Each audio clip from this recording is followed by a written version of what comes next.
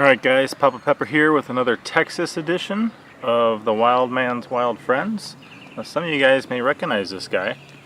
I believe it's Hypostomus plecostomus, the common pet shop plecostomus. They call them plecos or algae eaters, janitor fish, things like that. They're actually a type of suckermouth catfish, native to South America.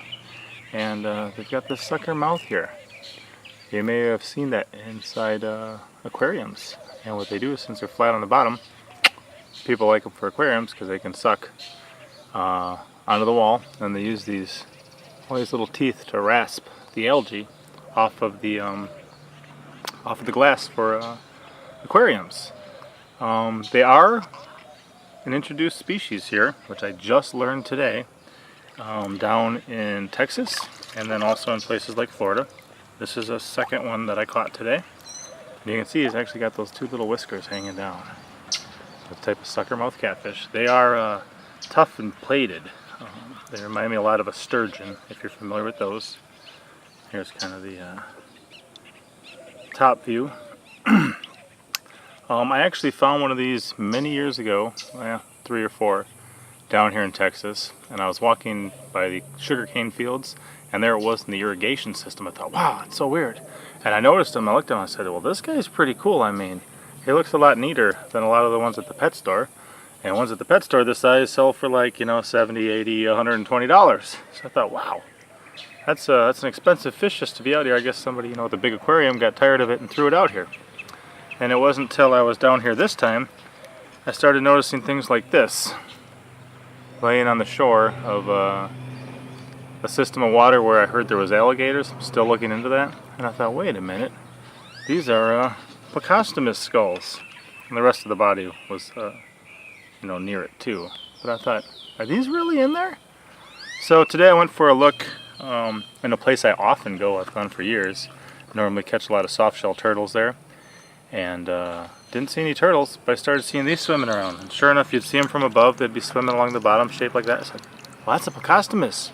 So I had a net with me, so I jumped down in there. Got yucky, muddy, stinky, that type of stuff, but I managed to get 2 of them. So these guys are an omnivore. They will they'll eat small crustaceans and stuff like that, and they'll eat aquatic plants, and they'll be eating of course algae and stuff, because they can sit there and clean that off of rocks and different things with their sucker mouth. Like I said, I wasn't there when it happened, but they are found all across certain areas of the South now, and supposedly they blame the people in the pet trade, the aquarium enthusiasts. That sounds likely. It happens a lot. So there actually are many different kinds of fish that are called plecos or algae eaters and stuff.